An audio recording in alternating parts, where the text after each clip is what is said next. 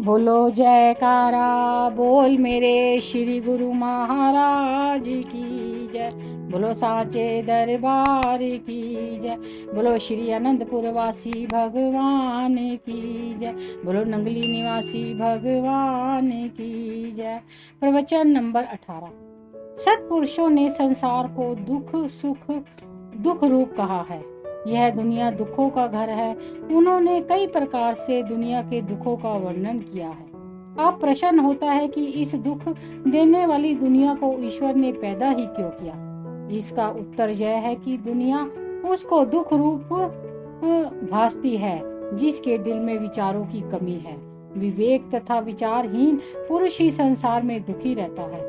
परंतु यह दुनिया सत्पुरुषों के लिए जिनके विचार उत्तम है, पानी का बुलबुला स्वप्न के समान तथा मदारी का खेल है। वे दिल से दुनिया को असत्य मानते हैं। वे संसार में कमल के फूलों की तरह पानी से न्यारा रहने का प्रत्यक्ष प्रमाण होते हैं। साधारणतः देखा जाता है कि आग के बिना किसी का काम नहीं चल सकता, परंतु आग से काम लेते हुए कितनी सावधानी से इसे प्रयोग में लाना पड़ता है। यदि थोड़ी सी गलफत हो जाए तो अग्नि घर के सभी सामान को जला सकती है। आग का काम जलाने का है। जरूरत इस बात की है कि आग को युक्ति से प्रयोग में लाया जाए। 36 व्यंजन पकाने से सब काम आग पर ही किए जाते हैं, परंतु युक्ति पूर्वक। आग से अपने आप को भी बचाते हैं और इससे काम भी लेते हैं। इसी तरह संसार में रहकर माया के साथ युक्ति से व्यवहार रखो। बिना युक्ति के वही माया तुम्हें हानि पहुंचाएगी।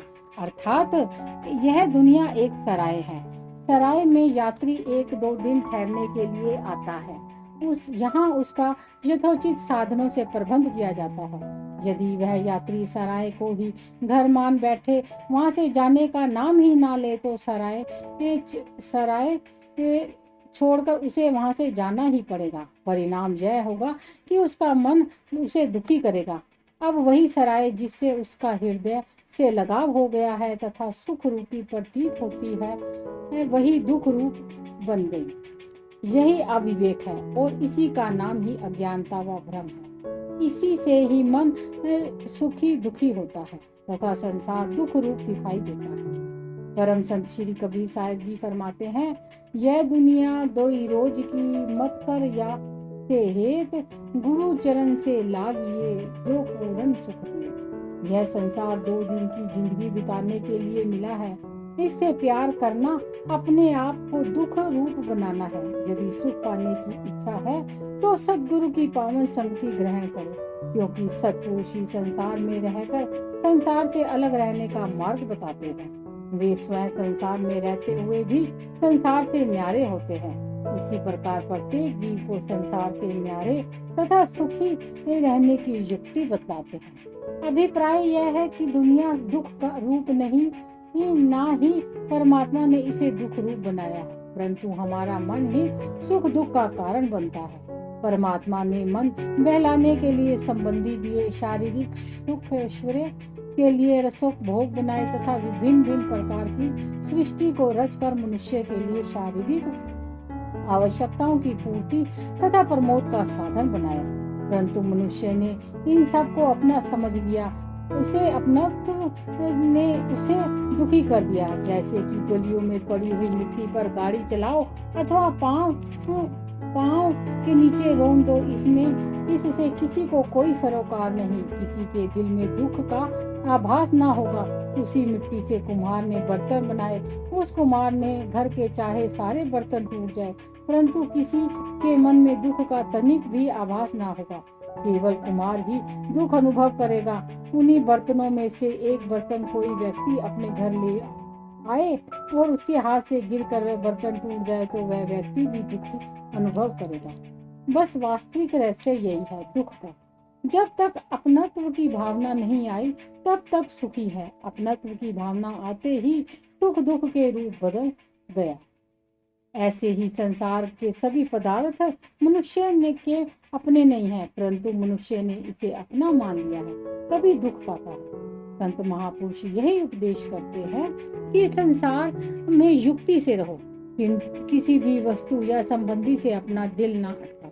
ना ही मालिक ने सृष्टि दिल लगाने के लिए पैदा की है। युक्ति से मुक्ति होती है, युक्ति से यह दुनिया सुख रूप हो सकती है। प्रवचन नंबर 19।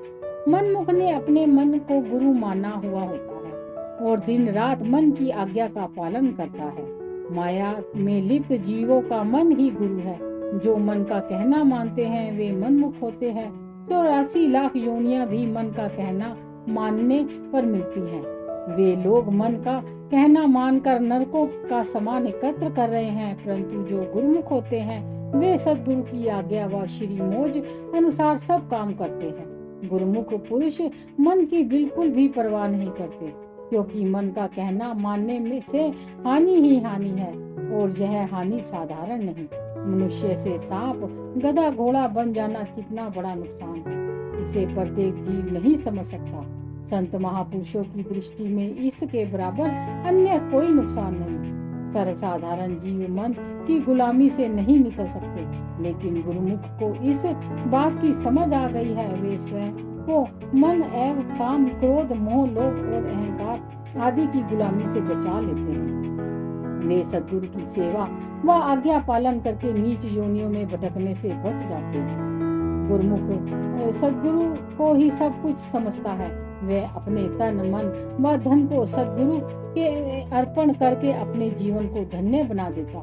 इस प्रकार से गुरुमुख के अनेक प्रमाण इतिहास में मिलते हैं, जिन्होंने मनमति को त्याग कर सद्गुरु की आज्ञा का पालन किया और पूरा जीवन सद्गुरु की सेवा में व्यतीत किया। यह ठीक है कि इससे कुछ शारीरिक सुख व मन की मति का बलिदान करना पड़ता है, लेकिन परिणाम इसका बहुत अच्छा होता है। मृत्यु के पश्चात रूह को 84 लाख योनियों में नहीं भटकना पड़ता और ना ही बाद में पश्चाताप करना पड़ता है।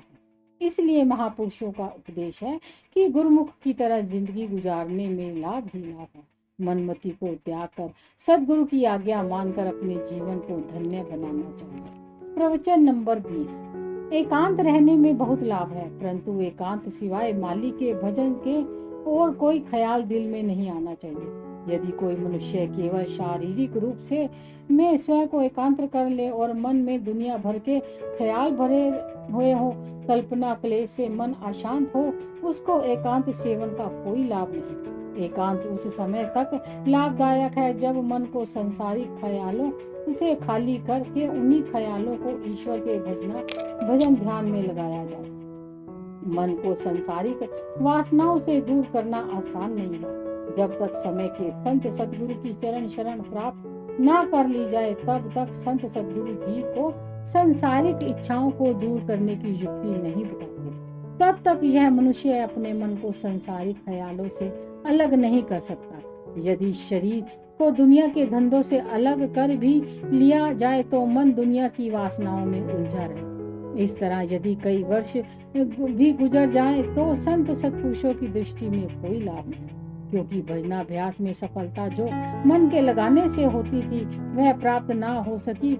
शरीर को एकांत में रखने पर भी मन कोरे का कोरा रहा। उस मनुष्य का प्रभाव तेली के बैल की तरह है, जिसकी आंखें बंधी हुई है और जो सुबह शाम तक चलता रहता है और अपने मन में यह सोचता है कि मैंने काफी समय सफर तय कर लिया है, मगर आंखें खुलने पर वह वहीं का वहीं होता है। इसी तरह शरीर को अलग रखने का हाल है। मन के अंदर संसारिक ख्याल भरे हुए होने पर भी कभी शांति एवं आनंद की प्राप्ति नहीं हो सकती। शरीर को एकांत रखने का मतलब यही होता है कि शांति की प्राप्ति हो। दुनिया के दुख सुखों को देखकर प्रसन्न होना व दुखों को देखकर दुखी होना, यह मन का स्वभाव है। शरीर का इन दुख सुख से कोई मतलब नहीं। यह मेरा है, यह तेरा है, यह सब इस मन की मनोत है।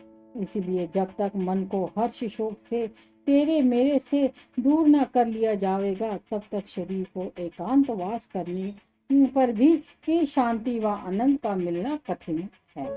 इसलिए संत महापुरुषों की चरण रज में जाकर मन को संसारिक विषय वासनाओं से अलग करने का तरीका सीखना चाहिए। जब तक शरीर के एकांत में रहने पर मन भी एकांत पसंद करेगा। यदि शरीर से संसार का कोई काम कर भी लिया जाए तो भी मन कमल के फूल की तरह संसार की इच्छाओं से अलग रह सकता है और वास्तव में एकांत का यही ही मतलब है। प्रवचन नंबर 21। ख्यालों में मेरा तेरा और तेरा तेरा का होना, यह सब माया है। अंतर केवल इतना है कि मेरा मेरा मलिन माया है और तेरा तेरा शुद्ध माया है। एक लोहे की बेड़ी है तो दूसरी सोने की बेड़ी, परंतु है दोनों ही बंधन का कारण। चाहे मनुष्य कितनी भी विद्या क्यों ना पढ़ ले, कितना ही चतुर क्यों ना हो और अपने को बहुत बुद्धिमान समझता हो, संसार के काम करने में कितना ही निपुण क्यों ना हो, यदि अपने दिल से तेरे मेरे के ख्यालों को दूर ना कर सका, मेरी तेरी की अज्ञानता के चक्र से स्वयं को नहीं बचा सका, तो उसकी समझ केवल शरीर तक है। जिज्ञासुओं को इन दोनों से ऊपर उठना है। मैं और तू को त्यागना ही उत्तम भक्ति है। परम श्री कबीर साहब जी फरमाते हैं, मोर तोर की जेवरी बाटी बंधा संसार, दास कबीरा क्यों बंधे जाके नाम। परंतु तेरे मेरे को दूसरे शब्दों के आपा भाव भी कहते हैं। मन का आपा भाव बिना सद्गुरु के उपदेश जी स्वयं दूर नहीं कर सकता। जिस तरह गंदी नाली का पानी गंगा जी में जाकर मिलकर गंगा रूप हो जाता है, इसी तरह से जीव भी जब सद्गुरु की आज्ञा व मौज में अपने आपा भाव को समर्पित नहीं कर देता, तब तक इसका निस्तार नहीं। सद्गुरु ही जीव के आपा भाव को दूर करके जीव को आनंद में तथा सुख रूप बना देते हैं, जिससे मेरे तेरे का झगड़ा सदा के लिए दूर हो जाता है। प्रवचन नंबर 22। जो वस्तु जिस तरह रखने के योग्य होती है या जहाँ उसके रखने का स्थान नियत है, वहाँ ही वह वस्तु शोभा देती है। उदाहरणतः कपड़े अलमारियों में, आभूषण डिब्बों में बंद करके तालों में तथा रुपए तिजोरियों में रखने से शोभा देते हैं। पानी अपनी जगह, आग अपनी जगह और खाने पीने की वस्तुएं अपनी जगह पर सुहाती है। मतलब यह है कि घर में जो भी सामान होता है सबको उचित स्थान पर रखने में ही घर की सुंदरता होती है और सबको आराम मिलता है। विपरीत इसके यदि खाने पीने की वस्तुओं को गंदी जगह पर, पानी को संदूकों में और आग को कपड़े की अलमारी में तथा आभूषणों को बाहर रख दिया जाए तो सारे घर के लिए मुसीबत पैदा हो जाएगी। अर्थात जितनी कीमती वस्तु हो वह अंदर रखी जाती है, उनके लिए विशेष जगह होती है। आभूषण सदा संदूकों में, कपड़े अलमारियों में तथा अन्य प्रयोगों में लाने वाली वस्तुएं बाहर रखी जाती हैं। इसी प्रकार माली का सिंहासन अंदर दिल में है और शारीरिक भोग्याशयों का सामान बाहर मौजूद। संबंधी, धन तथा मकान आदि से मनुष्य का संबंध शारीरिक है। इन वस्तुओं को दिल में जगह नहीं देनी चाहिए। दिल को सत्पुरुषों ने मालिक का सिंहासन कहा है। ईश्वर ने सिंहासन पर संसार की असत वस्तुओं की जगह नहीं दी। संत महापुरुष किसी भी वस्तु का प्रयोग करने से मना नहीं करते। शरीर के निर्वाह के लिए शारीरिक वस्तुओं का से संबंध रखो, परंतु इन सांसारिक वस्तुओं को दिल में स्थान नहीं देना चाहिए। दिल को मालिक के लिए रखना। जैसे नाव तो पानी में तैरती है, मगर नाव के अंदर पानी भरने से नाव एकदम डूब जाती है। नाव की तरह संसार में रहना है।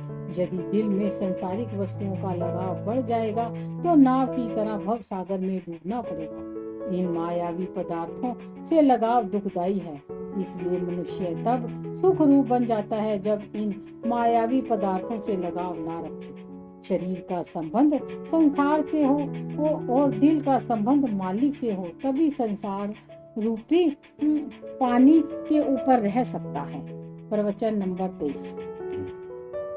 पूंजी या संपत्ति दो तरह की मानी गई है। नगद, एक नगद एवं आभूषण, दूसरा जमीन व मकान अर्थात चल अचल संपत्ति। यदि कभी एक शहर से दूसरे शहर जाना हो तब रुपया तथा आभूषण एक स्थान से दूसरे स्थान पर आसानी से ले जा सकते हैं, इसे चल संपत्ति कहते हैं। मगर जमीन व मकान अचल संपत्ति है, जो साथ नहीं जा सकती। उस दिशा में मकान या जमीन साथ ले जा सकते हैं कि जमीन व मकान को बेचकर उसकी रकम धन राशि के साथ ले ली जाए। इसी प्रकार मनुष्य का शरीर भी जमीन व मकान की तरह अचल संपत्ति है। इस लोक में मनुष्य शरीर से कितना भी काम ले लिया जाए, मगर अंत को इसके साथ नहीं जाना।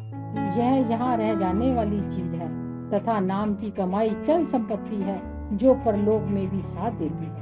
इसलिए संत महापुरुष फरमाते हैं कि बुद्धिमान वह है जिसने मनुष्य शरीर के साथ ले जाने वाली वस्तुओं को प्राप्त कर लिया है। साथ ले जाने वाली वस्तुएं आत्मिक धन है। जिसने मनुष्य शरीर से इस रूहानी धन को प्राप्त कर लिया वह लाभ में रहा, क्योंकि मनुष्य शरीर तो इस जीव के साथ कुछ समय तक है, अंत में इसे अलग हो जाना है। फिर क्यों ना इससे वह धन कमाया जाए जो मरने के बाद भी काम आए। अपने मन और शरीर से सद्गुरु के चरणों को में सौंपकर भक्ति का धन प्राप्त करना ही बुद्धिमानी है। मनु बचे सतगुरु के पासी पासु सेवक ते कारज राशि। शास्त्र भी मन और सतगुरु के पास सौंपने का उपदेश देते हैं, परंतु मन तो कोई ऐसी चीज नहीं कि उससे अलग से दे दिया जाए। जब शरीर को सद्गुरु की सेवा, भजन, अभ्यास व सत्संग में लगाया जाएगा तो निश्चय ही मन भी उधर लगेगा, क्योंकि मन तो शरीर के पीछे है। इसलिए शरीर को सद्गुरु उपदेश की कमाई में लगाकर भक्ति के धन को इकट्ठा करना चाहिए। यह आत्मिक धन ही मनुष्य मृत्यु के पश्चात साथ ले जा सकता है। इस शरीर से जितनी भी सद्गुरु की सेवा श्रद्धा व भावना से की जाएगी उतना ही जीव को लाभ पहुंचेगा। परंतु एक बात का ख्याल रखना जरूरी है कि जैसे कई मनुष्य इस भूल में रहते हैं कि अभी तो बहुत समय पड़ा है, देखा जाएगा। बाल्यावस्था खेलने में, युवावस्था को संसार की विषय वासनाओं में व्यर्थ गवा देते हैं। यदि बुढ़ापे से पहले शरीर नष्ट हो गया तो या बुढ़ापे में शरीर को किसी रोग ने आ घेरा तो मरने के बाद मनुष्य को खाली हाथ जाना पड़ेगा। यह कितने दुख की बात है कि एक काम जो मनुष्य अपने जीवन काल में कर सकता था वह उसने ना किया। इसलिए प्रत्येक जीव को चाहिए कि बाल्यावस्था में ही आत्मिक धन को संचित करने के लिए अपने शरीर को, अपने मन को सद्गुरु की सेवा व भजनाभ्यास में लगा दे, ताकि यह शरीर जिसने अंत में यहाँ रह जाना है उससे आगे का काम आने वाली संपत्ति को अधिक से अधिक इकट्ठा कर लिया जाए, जिससे कि मृत्यु के पश्चात इस जीव की चल वस्तु जो साथ जाएगी, जिससे कि आत्मा का कोई भी कष्ट ना उठाना पड़े। प्रवचन नंबर 24। कई लोग हरिद्वार, प्रयागराज, तीर्थों आदि पर जाकर कोई खाने की वस्तु छोड़ आते हैं। वास्तव में बात ऐसे है कि प्राचीन ऋषि मुनियों ने सर्वसाधारण मनुष्यों के लिए किसी तीर्थ या सद्गुरु के चरणों में उपस्थित होते समय किसी वस्तु को छोड़ने की रीति को प्रचलित किया था। और छोड़ने या त्यागने की वस्तु यह थी कि जैसे काम, क्रोध, मोह, लोभ, अहंकार, निंदा, ईर्ष्या, तृष्णा, राग, द्वेष, विषय विकार आदि। अर्थात तीर्थों पर जाकर अपने मन में यह दृढ़ संकल्प किया जाता था कि आज के बाद मैं क्रोध नहीं करूंगा। इस प्रण के लिए उसे चाहे कितना भी नुकसान पहुंचता वह क्रोध नहीं करते थे। इसी तरह से जो भी विकार तीर्थों पर छोड़ा जाता था उससे उनकी आत्मा में निर्मलता और पवित्रता आती और जीवन भर उस प्रण को निभाते। यदि कोई भूल से छोड़ी हुई वस्तु को ग्रहण करता तो संबंधी उसे याद करवाते कि यह चीज तुम तीर्थों पर छोड़ आए हो। कहीं कहीं पर लोग ऐसा भी करते थे कि जिस विकार से मनुष्य अधिक दुखी होता, जिसके कारण मन में सदा अशांति रहती, वही विकार ही तीर्थों पर छोड़ आता।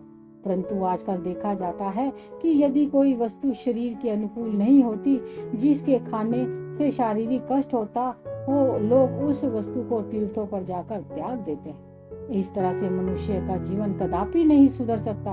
परंतु अब लोगों ने इसके उल्टे अर्थ निकाल लिए हैं। छोड़ना था विषय विकारों को, मन की बुराइयों को, ताकि मन में विषय विकार कम हो।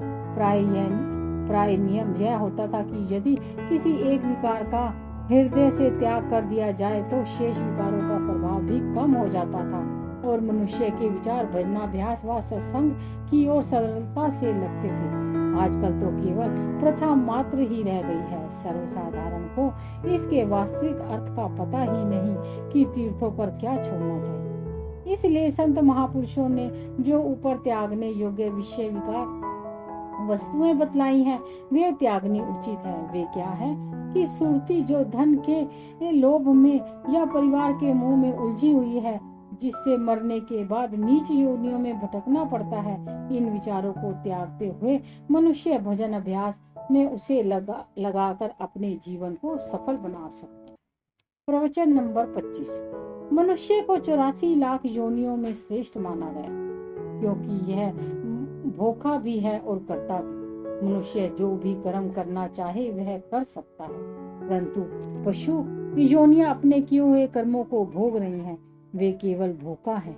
मनुष्य तथा पशु पक्षियों में बड़ा अंतर है। पशु योनियां खाने के विषय में भविष्य की चिंता नहीं करती कि हमें कल क्या खाना है, इन्हें केवल उसी समय का ख्याल होता है। पशु या पक्षी अपने नियत आहार से भूख मिटाने के सिवाय और कुछ नहीं खाते, परंतु मनुष्य इतना श्रेष्ठ होने पर भी लोभ का शिकार बना हुआ है। पहले तो इतना लालच कि सैकड़ों वर्षों का सामान इकट्ठा करेगा। इस लालच ने मनुष्य के ज्ञान चक्षु बंद कर दिए हैं। क्या कभी किसी पशु पक्षी ने भी 8 दिन के लिए भोजन इकट्ठा किया है? यदि वे संचित नहीं करते तो क्या वे भूखे रह जाते हैं? परंतु मनुष्य को संतोष नहीं।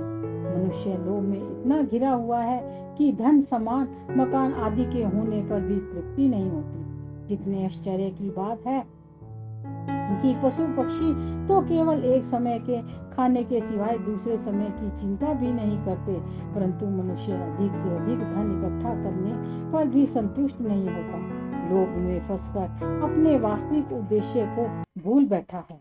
मनुष्य जन्म की विशेषता तो तब है जब मनुष्य भोग योनियों में श्रेष्ठ कर्म करे, क्योंकि मनुष्य जन्म श्रेष्ठ कर्म करने के लिए ही तो मिला है। इस जन्म में श्रेष्ठ कर्म ना किए तो फिर कब अवसर मिलेगा? मनुष्य श्रेष्ठ कर्म करके ही मालिक से मिल सकता है और जन्म मरण के चक्र से छूट सकता है। जब संत पुरुषों की संगति से ज्ञान की प्राप्ति होती है तो लोभ व तृष्णा के विचारों से मनुष्य अपने को स्वतंत्र कर सकता है। ज्ञान की प्राप्ति पर अज्ञानता के विचार अपने आप ही विदा हो जाएंगे। प्रवचन नंबर 26। सद्गुरु अपने सेवकों को जो उपदेश देकर आचरण के लिए फरमाते हैं वह निश्चय उसके लिए लाभदायक होता है। यह ठीक है कि मन इन बातों को पसंद नहीं करता। भजन अभ्यास, सत्संग व सेवा यह मन के विरुद्ध कार्य है, लेकिन सद्गुरु जीव के हित की सोचते हैं। जीव के दिल में जन्म जन्मांतरों से मलिन वासनाएं भरी पड़ी हैं और जीव को इसका ज्ञान नहीं है। यही वासनाएं ही दुख का कारण है। 84 लाख योनियां का बीज वासनाएं हैं। इन वासनाओं को कभी समाप्त किया जा सकता है जब कर्म श्रेष्ठ किए जाएंगे।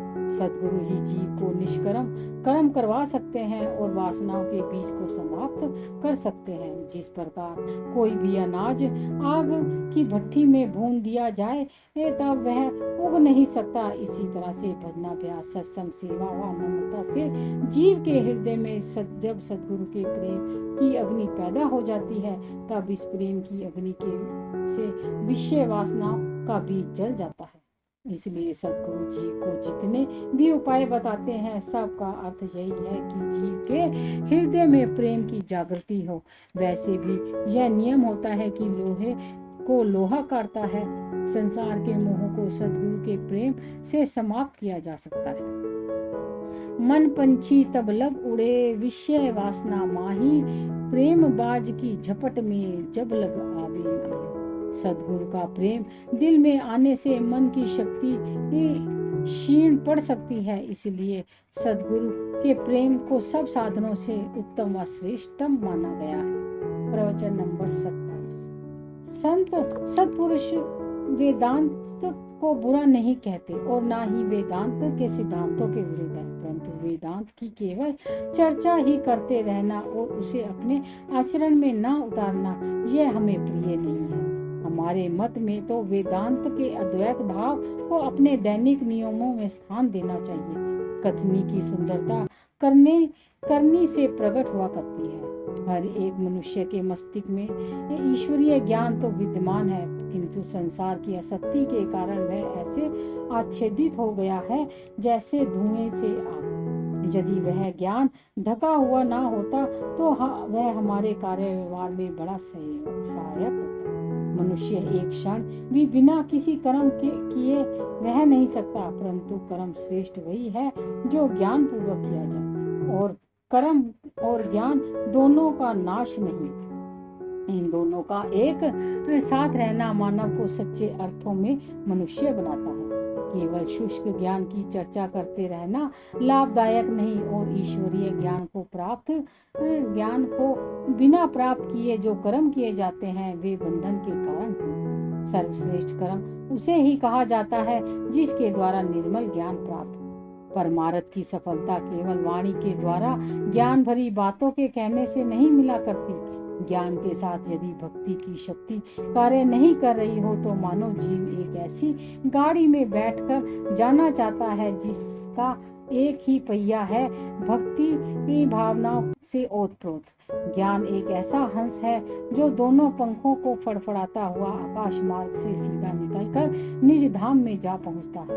यही धाम ही परमहंस संत सत्पुरुषों का निज स्थान होता है, जहाँ से कभी भी लौटना नहीं होता है। इसलिए गुरुमुख का यही कर्तव्य है कि जीवन को सत्पुरुषों के उपदेशानुसार आचरण में कर्तव्य निष्ठ बनाए, ताकि ध्येय को प्राप्त कर सके। इसी को आचरण में वेदांत कहते हैं। प्रवचन नंबर 28। जो मनुष्य गुरु की आज्ञा नहीं मानते और गुरु की सेवा नहीं करते, वे मन की आज्ञा से सारा जीवन अपने कुटुंब की सेवा तथा अपने शरीर के भरण पोषण में लगे रहते हैं। सेवक तो वे फिर भी कहलाते हैं, परंतु गुरु के सेवक नहीं, वे मन के सेवक हैं। यह समझ सत्पुरुषों की संगति से ही प्राप्त होती है। प्राय देखा जाता है कि संसार में कुछ प्राणी ऐसे होते हैं जो अपनी मनमति अनुसार धर्म करते हैं और इसी साधन से मोक्ष की प्राप्ति करना चाहते हैं। धर्म कर्मों से जो कि मनमति द्वारा किए गए हों, इनसे अहंकार उत्पन्न होता है। जो जीव के किए दान शुभ कर्मों के फल को साथ ही साथ नष्ट किए जाता है, तथा जिन कर्मों से मोक्ष मिलना था उसके बदले में अहंकार बढ़ गया, तो फिर मोक्ष कैसा? इस जन्म में अथवा आज से करोड़ों जन्म पश्चात जब तक यह जीव गुरुदेव की आज्ञा अनुसार जीवन कर्मण्य नहीं बनाएगा, उसे मोक्ष नहीं मिल पाएगा, क्योंकि कोई शूरवीर ही इन बंधनों को काट सकता है। जब तक जिज्ञासु के मन में संसार से प्रीति है तो वह अवश्य जन्म लेगा, परंतु जब तक उसे मृत्यु लोक से निराश होकर संसार से वैराग्य नहीं होगा, उसे शांति कदापि नहीं मिलेगी। सद्गुरु ही इन रहस्यों को जानते हैं तथा शिष्यों के इस अहंकार रूपी विचार से बचने का उपाय बताकर मोक्ष का साधन बताते हैं तथा मंजिल तक पहुंचाते हैं। प्रवचन नंबर 29। सत वस्तु भीतर है और संग करना ही मानव जन्म का परम ध्येय है। बाहर के सत्संग उसी दिशा की ओर हमें ले जाने में सहायता करते हैं। सत वस्तु क्या है?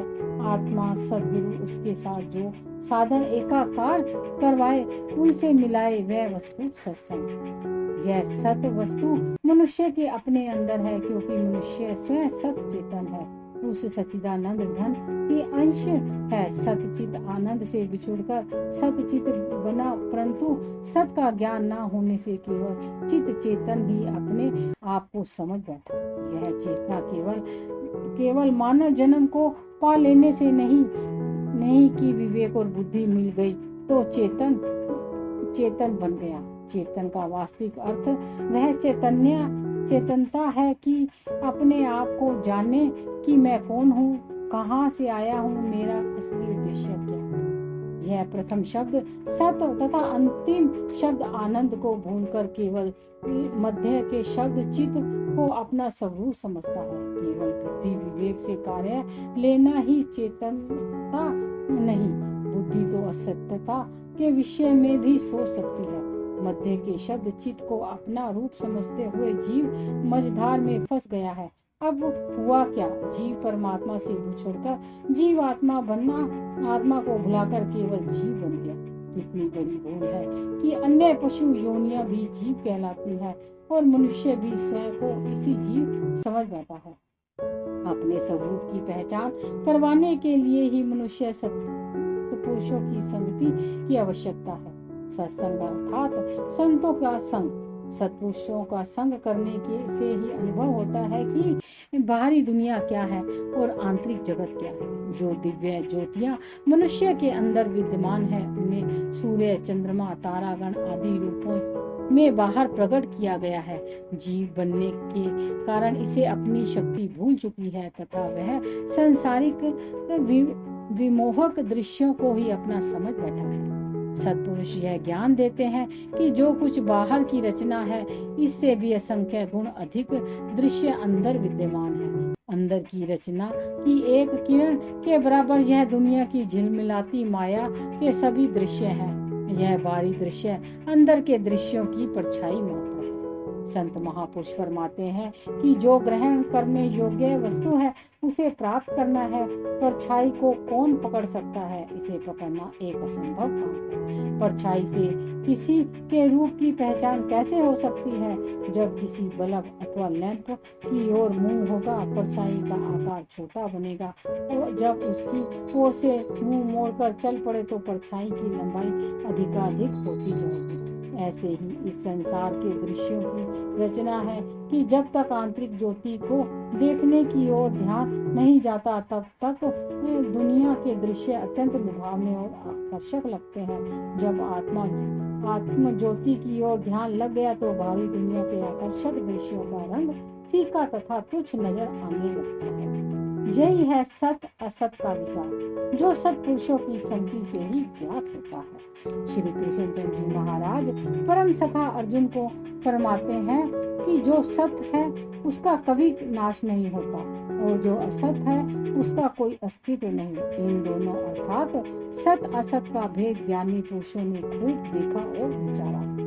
सत वस्तु आत्मा है क्योंकि इसी के आधार पर शारीरिक रचना हुई है और असत शरीर है। इसी का नाम सत असत का ज्ञान है और यही गुप्त रहस्य सत्पुरुषों के सत्संग और बतलाए हुए मार्ग को से प्राप्त होता है। प्रवचन नंबर 30। पारस का सहज स्वभाव ही लोहे को सोना बनाना है। जब भी लोहा पारस से स्पर्श करेगा सोना बन जाएगा। ठीक इसी प्रकार महापुरुषों की अवस्था होती है। महापुरुष तो पारस मणि के समान होते हैं जो व्यवहारिक काम करते हुए भी जिज्ञासुओं को सहज स्वभाव से पार उतार देते हैं।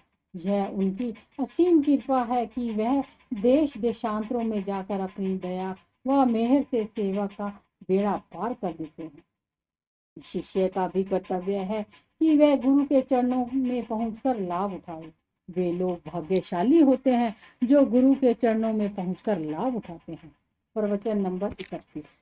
कुछ लोगों का ऐसा मत है कि मुक्ति अस्थायी है क्योंकि इस संसार में जितनी आत्माएं आई हुई हैं वे गिनी हुई हैं। एक एक आत्मा के मुक्त हो जाने से एक दिन ऐसा आएगा कि कोई भी जीवात्मा भव बंधन में ना रह जाएगी। वास्तविक रहस्य यह है कि गिनती क्या आत्माओं की होगी, विचारों की नहीं। वास्तव में जितने भी जीव हैं उनके उतने ही विचार हैं। सच्ची बात तो यह है कि एक एक जीव के अनेक अनेक विचार हैं। मोक्ष तो तब मिलेगा जब सब समाप्त हो जाएगा, जब सब विचार समाप्त हो जाएंगे। इसलिए सद्ग्रंथ कहते हैं कि संचित विचार ही जन्म और मृत्यु का बार बार कारण बनते हैं। विचार भी अनेक प्रकार के होते हैं परंतु इन विचारों में भी गुप्त रहस्य हैं। जो विचार मोह माया से युक्त होते हैं वही विचार आवागमन के हेतु होते हैं, परंतु जो विचार निष्कर्म कर्म में लगे हुए हो वह मुक्ति का कारण बनते हैं। विचार तो हर समय हर घड़ी कोई ना कोई आते ही रहते हैं। यहाँ तक कि सोए हुए भी विचारों के स्वप्न बनते हैं। ये विचार क्या है? किसी वस्तु की इच्छा करना ही विचारों का स्वरूप है। जब किसी को पाने की चाह मन में उत्पन्न हुई तो मनुष्य उन्हीं विचारों में लीन हो गया। यही विचार ही संकल्पों विकल्पों का रूप बन गए और यही संकल्प विकल्प ही अंत समय अन्य योनियों का कारण बन जाते हैं। मृत्यु समय जैसा ख्याल दिल में आया वही योनि उसे प्राप्त करनी पड़ेगी। संत परम संत श्री कबीर साहब जी फरमाते हैं, बहुत पसारा जानी कर थोड़े की आस, बहुत पसारा जिन किया तेई गए निराश। अर्थात जितना भी कुटुंब तथा शारीरिक संबंधी वस्तुओं से नेह बढ़ाते जाओगे उतना ही आशाएं बढ़ती जाती हैं। इसलिए इस पसारे को ना बढ़ाते हुए कम करना चाहिए। जिन्होंने भी इन दुनियावी वस्तुओं से अलग लगाव बढ़ाया उन्हें अंत समय यहाँ से निराश होकर पश्चाताप करते हुए जाना पड़ा। प्राचीन काल में सती प्रथा प्रचलित थी। एक सती नारी पति की मृत्यु पर उसकी चिता में ही जलकर भस्म हो जाती थी। इस प्रथा को अध्यात्म पक्ष से लिया जाए तो इसका तात्पर्य यह है कि सुरती और शब्द का पत्नी तथा पति का नाता है। सुरती रूपी सती अपने शब्द रूपी पति से एकाकार हो जाने के लिए अपने को तृष्णा वासना काम क्रोध आदि के संकल्प विकल्पों की चिता बनाकर उसमें बैठ जाए। अपने को योग अग्नि में दग्ध कर के शब्द रूपी पति से जान लो। वास्तव में यही सती प्रथा का भाव था कि अंतिम मोक्ष की प्राप्ति हो जाए, सभी संकल्प विकल्प शब्द में समाकर एक रूप बन जाए, जिससे कि आवागमन के दुखों से छुटकारा मिल जाए। परम संत श्री कबीर साहब जी फरमाते हैं, आशा एक जो नाम की, दूजी आस निवार, दूजी आशा मरसी, जो चौपड़ की सा। केवल नाम को जपने की आशा दिल में रख कर दूसरी आशाओं का अंत करना चाहिए। यदि अन्य आशाएं दिल में घर कर गई तो चौपड़ की खेल की भांति कभी ना समाप्त होने वाला चक्र आरंभ हो जाएगा। इस चक्र से निकलना एक असाध्य प्रश्न बन जाएगा। प्रभु का नाम सुमरण करने से प्रभु की प्राप्ति होती है। जब मालिक की प्राप्ति हो गई तब मुक्ति स्वयं हो गई, तो फिर मोक्ष की प्राप्ति का शेष साधन ना रहा। बोलो जयकारा बोल मेरे श्री गुरु महाराज की जय।